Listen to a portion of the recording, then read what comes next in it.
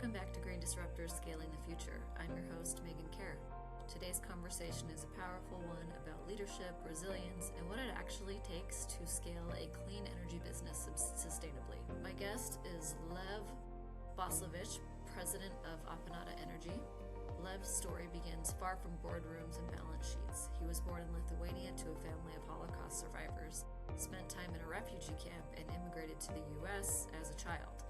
That lived experience shaped how he approaches risk, focus, and leadership today.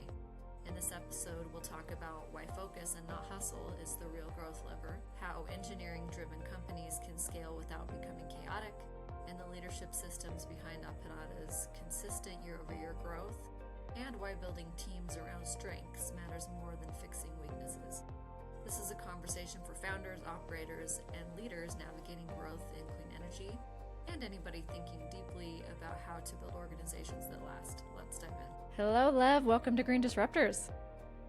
Hey, awesome to be here.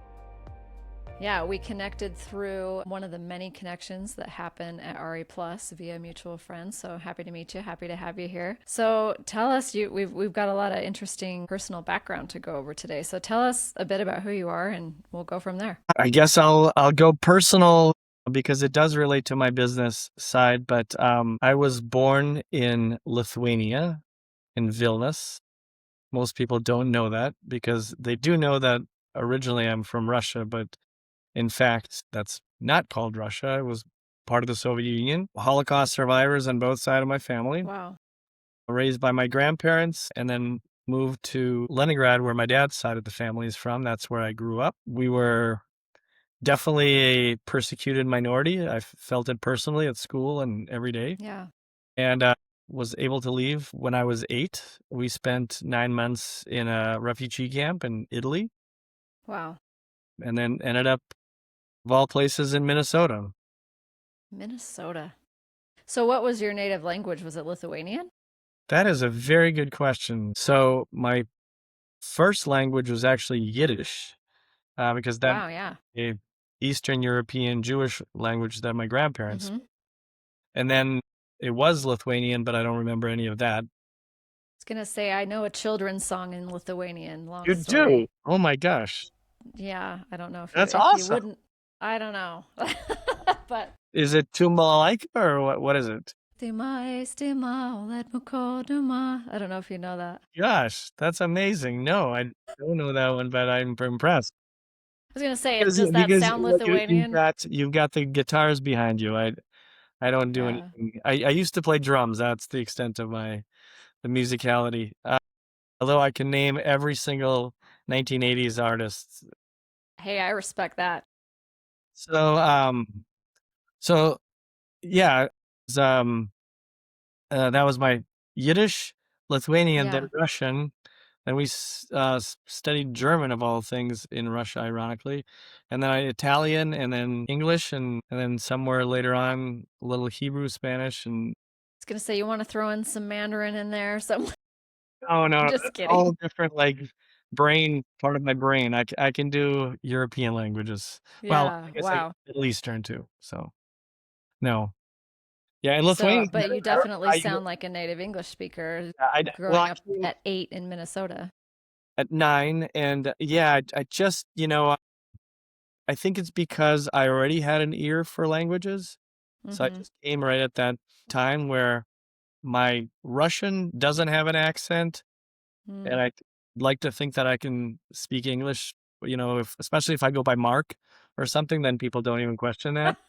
But yeah, interestingly, like my sister who is younger, she speaks with a heavy Russian accent, meaning Interesting. she speaks Russian with a heavy English accent, but obviously native speaker. So Right. just No, you were in that perfect window for how old you were.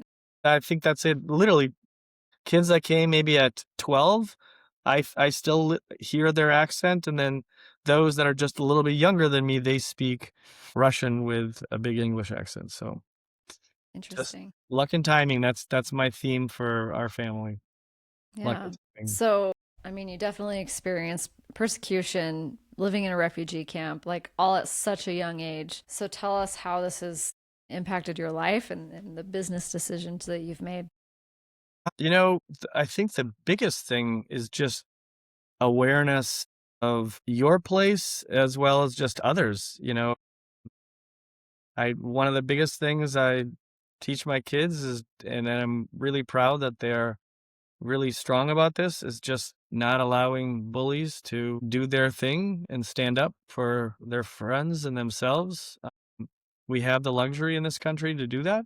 Um, Yeah, that's true. People in other places don't. So that's a big one. Perseverance is a huge one. Risk taking, I guess, just because it's interesting. If you talk to my therapist, I'm sure they'll tell you that there's flip side of wanting that security, but Yeah.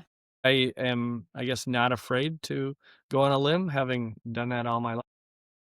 Yeah, you're kind of comfortable on the edge, which Yeah, I do see that can be hard to live with personally, but I do think that is a business advantage. yeah, I mean, spot on from both sides, right? Hmm. Yeah, you're right. So yeah, it's like your superpower, but also something that's hard. So I was in corporate America. I did my MBA. I'll tell you a little bit what happened before, but after my MBA, I worked at ConAgra, GE, Target, Carlson Companies, which was, I don't know if people are familiar with that. It was the third largest privately owned company in North America, with hotels and cruises and travel and blah blah blah, a lot of different things, restaurants. But when I was in corporate, I think those traits I progressed. But if I ever got in trouble for stuff, that was what I got in trouble for. It literally is just like questioning, like going on a limb and not maybe necessarily always just being the Well, best, like not accepting the status quo. not being the best follower blindly. Hmm. That's about it. Exactly right. Yeah, I'm the child of like multi generations of entrepreneurs, and none of us can work for other people very well. Like I said, I did well enough. Sorry, I Hmm. interrupted you to finish. Which No.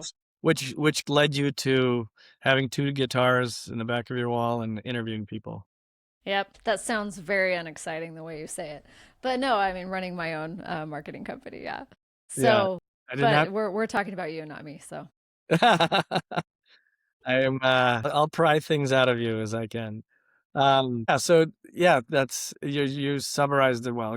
I think interestingly, I can play between both of those worlds. Like I said, I progressed well enough, got a lot of presidential and other awards when I was in big corporate, but just, yeah, you gotta, my last role at Carlson before I started my own company was literally just biding time to get on the bus as a VP. That was kind of like the next step, yeah. right? And yeah, I could have done that, or ended up doing my own thing.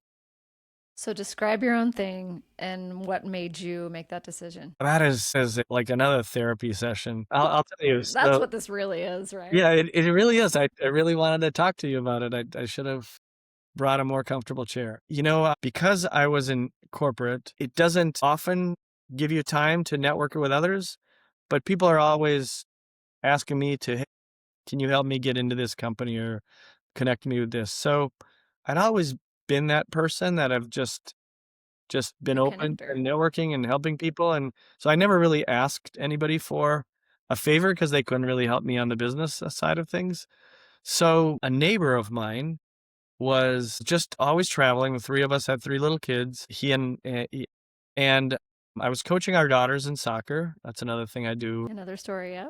Yeah, competitively. But we were always talking about the different trips that he was coming from and going. And one day he's talking about lighting, another day he's talking about HVAC controls. And I said, like, one day I'm like, what is it that you really do? And he's just one of those guys, brilliant, but he just goes down in the weeds. And so I understood that he saves people money through energy. And at that time, it was a lot of lighting because this was '07. So, he was traveling all the time, frustrated frustrated that he was gone on the one hand, on the other hand, his business wasn't really helping him, and he was really doing it all on his own. So at the time, I was also an adjunct professor at the Carlson School for Core MBA. So I was always kind of, again, open to consult and advise. So I started saying, like, based on what you're explaining, you really don't need them. You're really doing everything yourself anyways. What you Yeah. really need is kind of a back of the house just to help you, some administrative folks. And so I started kind of talking to him, putting the pieces in place. And then one day he's just like, why don't you join me? And I'm like, I don't want to start a company. I really didn't. That was like not something I was thinking That about. wasn't in the 10-year plan. It was not in the 10-year plan, but interestingly, I did have a job offer from the Hazelton Foundation at that time before they bought Betty Ford. And it was a really cool role. It was like a COO with a strategic side to it. So that was kind of one step I was thinking, okay, I'm going to go here, cool organization. But, I didn't really have an affinity to any kind of addiction at that time. Not for me, but just family in general. And so, yeah, I was out there. There was just kind of some weird things to it. So why I'm telling you this is an interesting story is because I had then done to some of our hotels and said, hey, if we do this replacement of light bulbs and give you tax credits, or sorry, rebates at the time, and in addition to tax credits, would you do that? And like I did it to a couple of our hotels at Carlson, and they were thrilled as anything. I'm like, wow, this is incredible. Like they're a star. They're happy. They're happy with me because Yeah. I came from corporate to do this for them. So, so one day I have to tell my future partner whether I'm going to join him that was a lunch meeting. And at 10 o'clock that morning, I had to tell the recruiter after dragging them along for 3-4 weeks, whether I'm going to take the other job. And I'm driving to work and my wife calls me and one of my best friends dies in Oh. bed. His daughter found him. I know I'm sorry I'm getting morbid here, but like No, It that's was it was like, so I am numb that whole day, and whether I yeah. made the right decision or not, I'm just telling you, like, that whole day, I'm like, my head is just somewhere else, and I have to, like, tell this recruiter, and she's really pressing me, and I have to go to lunch, and I just remember I'm sitting there at lunch, I didn't even know what to order, and I'm like, "Yeah, let's just do this." So I know this is not how people wanna start out, like, saying I started a company, but we doubled for 5 years straight, so that part was amazing. I then learned what it means to grow yourself into bankruptcy. We did not go bankrupt. We did not, but I learned the term because what happened was we were doubling and we were doing great and our cash flow was fantastic. But when we started getting bigger, we took on bigger clients, Wells Fargo, Thomson Reuters, and just to trash a little on Thomson Reuters because everybody always picks up these big companies. So we had an agreement where they wanted 60-day terms for payment, and we wanted 30-day terms because that's when we have to pay our vendors and our installers and everything. Um, and so we agreed to 45 days. So 45 days came and went, 60 days, 80 days, 90 days. And what happens at 90 days is your receivables drop off which means that you no longer can count them as your credit line. Therefore, let's just say theoretically, if we had $1 million credit line and 300,000 of that was from Thomson Reuters, and I get, let's call it 80% or 85% Mhm. for easy math of that, that means that my credit line, I cannot use $1 million anymore. I can only use like $600,000. Yeah. So all of That's a a sudden the huge hit. bank's like, hey, dude, you can't do that, right? So, and they paid us. And what are we going to do? Sue a giant corporation that's one of our biggest customers, Right? right? Yeah. Like what's the alternative? So that's what I Yeah. mean by growing into, like, for some people it means something different. But for us, it was like, crap, we're doing really great. But, we have 40 families to feed now. And Yeah. we have to make this work. So we were not ready to take on, millions of dollars of personal liabilities. So we said, how about we bring in an investor and a strategic one? And we looked for somebody for a while and came up with what we thought was just a perfect person that had a company that did something related that was complementary. The unfortunate part of that, and I'll finish on this story, is 3 months after this person came in, the bank called us and said, it's because we sold almost half the company. us and said, you can no longer bank with us. I'm like, what are you talking about? You've always called us to say, can we buy you a building? Can we do this and that? And they're like, they were very nondescript for a while. And after a while, they basically said, okay, your new partner for a different business raised $33 million and embezzled 18 million. He tried and he will be, it has nothing to do with us. But now I had to go find a different bank. Well, I found out I can't get a different bank after many tries because he's still more than 20% owner of the company. So, and he's in the papers now and all that other stuff. So now we're like, what the heck? We have to now buy him out. Well, we weren't able to buy him out. So we had to then find other investors, Yeah. buy him out. And they weren't the investors that we wanted. They were the investors that we needed, if that makes sense. Yeah. So not maybe necessarily the people that we would have preferred to go with. So short story is 11 years from after I started, a couple of years after that, I just said, I'm selling my shares and done. So that's my entrepreneurial side. And then I was a COO of a large national construction company that specializes in medical labs and sports facilities called HDY.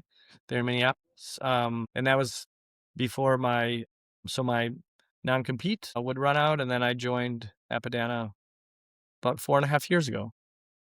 Okay. Well, tell us about them and what drew you to them, and kind of just help people understand what they do. So Appadana started about almost 14 years ago now. Two engineers, one is a mechanical engineer, one's an electrical engineer. They were senior leaders at meaning VPs and even CEOs of Donaldson and Emerson, big engineering firms. They'd been there for many, many years. I had known them because when they started their company, they were in the lighting world. So we'd been in the lighting already for 7, 8 years, and they were kind of coming in, and their connection was they were really good at supply chain. They had deep connections abroad in manufacturing. So they were first bringing in product and selling it, and then they got their own electrical licenses to be able to install it. And so I knew them kind of as new competitors. Yeah. But by the time that I'd gone, there was some gap there. So I knew of them. They knew me. Plus, we had some other personal connections. But Appadana, because they're engineers, they always focused on the engineering aspect Yeah.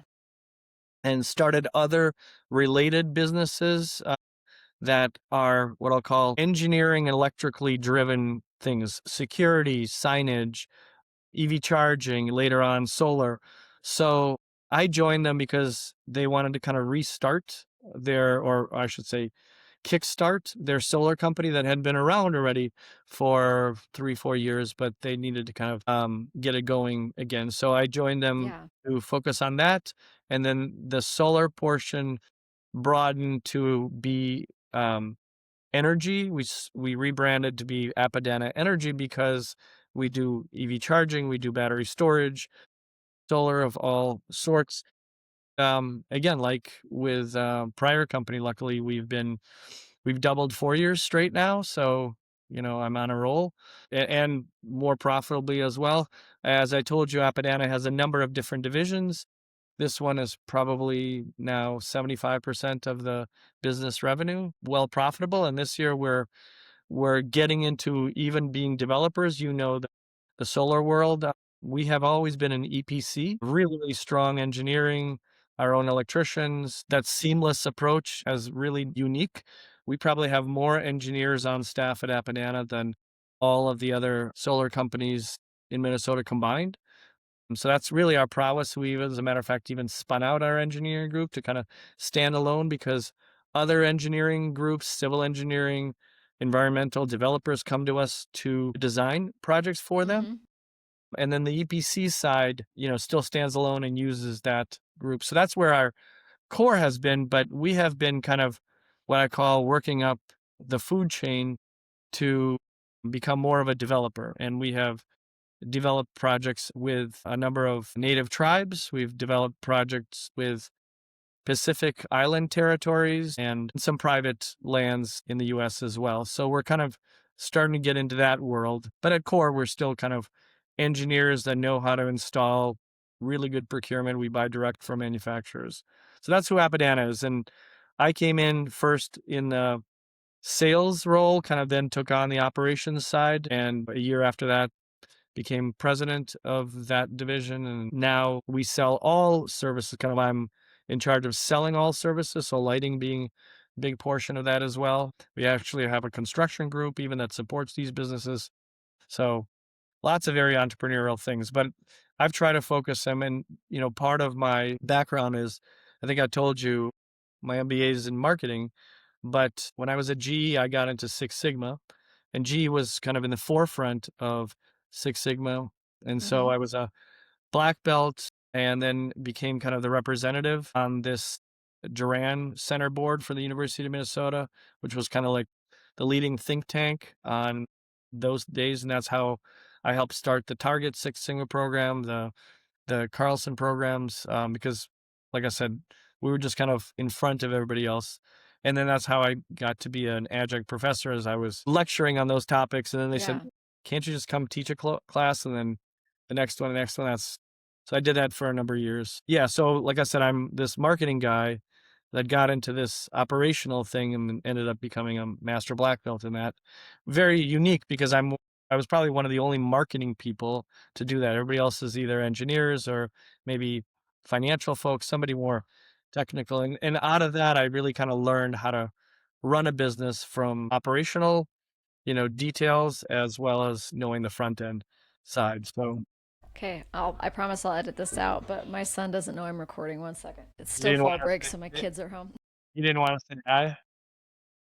Anyway, no, he just wanted to go play with his friends, but they'll sit there and they'll knock for like 5 minutes. I'm like, if I don't answer, that means I'm not going to answer, but they're I very hope persistent. I hope you do not edit some of that out. But You think I should leave it? you see that door behind me over there? I've been Yeah. waiting for somebody to kind of walk by and like either knock or at least look at me through the window glass and do one of these. Yeah, yeah. You get it. You said you have 3 kids? I have 3 kids and a whole bunch of employees. Yeah. So, which is similar. But My husband, go I was ahead. going to say, my husband has technicians. He's a pharmacist, and he always says the kids. And I'm like, which kids are we talking about here? That's yeah. Uh, my kids are older. Uh, exactly a month ago tomorrow, my oldest just got married. Oh, congrats. That's Yeah, that amazing. was a big event, and I'm hoping that another one is coming soon. Yeah, so they're up there already. They're in their 20s. My youngest is Wow. a senior she is a senior at OSU, and already has a job lined up. So I'm Crazy. almost off the payroll. I got a couple of years. I know you're in a very different stage right now, but Yeah. we We're are. in a great stage. They're here and they still like us. So, well, my oldest is in middle school just barely, so they're still pretty young. Yeah, we miss those days every single day. I know I will. So I try to make the Yeah, most of it. like just, and you're gonna get very soon into that whole driving mode, driving them everywhere, and We're deep into that already. and that. So there are activities, and that's like hard because it's just all about logistics. Your conversation with your spouse is all about logistics, but you know you miss those moments of in the car talking to them, right? Yeah. You like our kids don't cuddle with us anymore. Like you miss those. So on the one hand, you're kind of in it. On the other hand, you're like, you know, These are the best of times. Yeah. yeah, true. It really, really Yeah. is. Yeah. No, I get that. Yeah. Okay, we could obviously talk about many things, but it's interesting your marketing background and doubling year over year, coming in and kind of saving a portion of the business that was stagnant. I know it's probably many things put together that has made that possible, but what advice would you give someone in your situation if they're trying to bring a program back to life or reach new sectors of the market? Focus.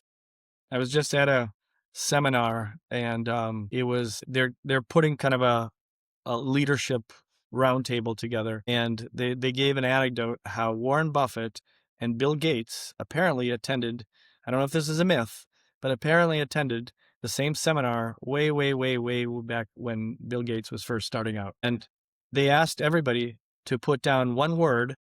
There was probably dozens, if not hundreds of these people. They said one word that would describe you. And they were the only two that said focus. And then because of that, they became buddies and apparently were like, regular connections. I never thought about that word, but that is really a word. I think that the guys that founded this company, they're phenomenal engineers, great people. I didn't say that when I told you when I first joined them. Just decent people, That's awesome. but very entrepreneurial, I would say, right? And what I think I brought is discipline and focus to not do certain things and to keep focusing and then slowly expanding our both capabilities and offering rather than just saying yes to everybody and making it a kind of custom thing. If you, on the one hand, you think about engineers being very focused. On the other hand, most engineering shops are custom shops. The more complicated the problem, the better, the more hours I can bill, right? Right. So it's a very different mentality if you think about it, from trying to have a repeatable process to design a system, build a system, right? Order things, have good handoffs. And you can do a custom shop if you're maybe small, but if you want to grow, you have to have processes in place. So that's where go ahead. Yes. Sorry. You have to have, like, yes, it has to be a scalable system that doesn't change every single time you do it, because then that just makes it so complicated that you can't Yeah. scale it. So the first thing I did is just delineated what I would say the organizational structure, even though it was only a few people at that time, just like whose responsibility are whose, and kind of organized a sales group that was at that time contractors, and then brought in one full-time person, and then slowly kind of added a person and added a person, and then added what I'll say specialists that had experience and were professionals in their respective areas, which is another thing that, small businesses, they tend to hire family and friends and others, right? Whereas, Yeah. by the way, I do want to say something about in a small to mid-sized company, you kind of have to hire, I believe, people that you trust. Depends on the kind of course, environment you want to build, but you do have to have people that you trust because in a small company, well, we're not small anymore, but when this division was smaller, you lose one core person. That's a much bigger percentage Devastating. than one person in a bigger company leaving, right? Yeah. Somebody else can take their slack. So you got to have the right people that will set a positive tone and can do this stuff and can take things off of either other people's plates. So number one, I think you hire for the person, the the just smarts and I don't know what the right Emotional intelligence too, to be able to emotional be a team intelligence. player. Thank you. I was gonna say, you know, just wanting to be there. Like if you get a smart person that wants to be there, that is professional, has emotional intelligence, you can teach them anything, I agree with that. right? So bringing in those kind of people and then figuring out where they gravitate to most. So that's another thing that I learned from big companies is I remember for years and years, HR annual evaluations were all about, you got maybe an hour, 15 minutes about, yeah, here's what you accomplished. Let's talk about your developmental needs. Let's work on this, let's work on this, let's work on that. And then I read this book from Marcus Buckingham called Strength Finder, right? So the whole thing about Strength Finder, and he's a psychologist that wrote on business topics, was people don't change. You can do your self-evaluation, right? And ultimately, if you are uncomfortable in large settings, you can train yourself to be a public speaker, but that's not But where, you're never going to be, yeah, yeah, it's not it's your just thing. not where your passion is. So figuring out, bringing in players and figuring out where they gravitate towards most, and then creating maybe even roles that accentuate them doing more of what they love to do, right? That is not a skill that most people think about. And to be honest with you, I get that from my soccer coaching because I'm very good Yeah, about not saying you're a defender, you're a midfielder, but saying, hey, you might not be the starting midfielder, but we play possession out of the back. So maybe you should be a right back because your midfield technical ability is going to really, and they never thought about that. And I've had players that were top scorers in high school, but I said, hey, for the Olympic tryouts, you should really play outside back. And next thing you know, they're on the national team, that's and they crazy. get a Division I scholarship because of that. So you just got to know the person, right? So you hire for the person, and then you also create processes that they can hand off their work to the next and make that seamless. And that comes from my Six Sigma world, right? Of how to design systems that work like that. So, I'm I sure I think can. that says a lot to the power of a leader because so oftentimes people might not even know what their strength area would be or how to use their aptitudes in the most efficient way. Like they might not know. And so you being able to That is true. steer them in the right direction is really valuable. Yeah, that is so true. And sometimes people think that they are this, but really they're not. And Yep. in making them feel good in that process to say, you know what, just try this. And then they realize, like, hey, I am an outside back, right? Like, wow, I love this position and I'm a starter now, right? And I can really contribute. And that happens at work all the time where people don't see themselves maybe necessarily, but then they kind of, as long as they trust you, right? They got to trust to be able to Oh yeah. go follow you. Yeah. So if I was to describe myself, I've learned I'm really more of an integrator. I am able to create or take a vision and put the right pieces together to make them all happen, whether those pieces are front facing pieces or, behind it, upstream, whatever. So Where strategy meets execution. that's for sure. That's 100%. Yeah, I love that. Well, we are probably going to start to get interrupted at higher frequencies the longer we go. So we should probably wrap up. But Absolutely. this has been really interesting. And I think leadership advice is more relevant to your growth than people think about day to day. So the big decisions that you make according to your team and your marketing processes, like these are the things that really move the needle. So thanks for what you've shared. Absolutely. Absolutely. And I have felt really bad for all of the young people who have been remote when they're starting Mm, out their careers. I don't think that's been healthy for them. I think they need yeah. an environment, and I think they need to have people look after them and have them gravitate, towards things that they are good at and reinforce that portion. I think hopefully the market's rebounding in that way, or that thinking, I should say. Yeah. That's an interesting food for thought. That's true. And I think there's a lot of things that maybe didn't exist years ago that are starting to grow up because of this. Like there's so many organizations you can join and community masterminds and stuff because people do like they're going to need one-on-one mentoring no matter what stage they're at. Yeah. In a business, it's important because how do you progress? How are you given a good, interesting project? How are you promoted in a cross-functional way if people don't see you working and you're They not in don't that. see you. So Yeah. mentoring is fantastic, but I think if you're going to progress in a business, you need to have that environment internally. Yeah. At least that's Well, my Lev, okay. I mean, I don't think you're wrong. I think that's accurate. Like, and you need a high level of visibility on the day to day processes and the way that people are doing things. So anyway, I got nothing else to add. But All right. Okay, thanks let's for sharing your wisdom. close out on a Lithuanian lullaby for us.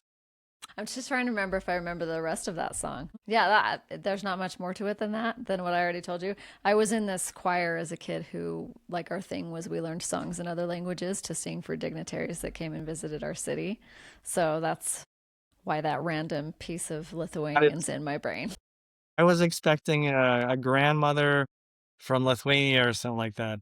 No, yeah, it's like I guess you could say it's my party trick now. Like, give me a language, My I'll party probably, trick. I That's awesome. Awesome. Anyway, but very cool. Thanks again for sharing your story. Of course. Of course. Okay. Thank you, Megan. Yep. See ya. That was Lev Buslovich, president of Apadana Energy. I love this conversation because it shows that scaling clean energy isn't just about technology, it's about leadership, focus, and building teams and systems that actually work. From refugee to CEO, Lev's story is a reminder that resilience and discipline are just as powerful as innovation. If you enjoyed this episode, make sure to subscribe to Green Disruptors. Leave us a review and share it with someone who cares about the future of clean energy. Thanks for listening, and I'll see you in the next episode.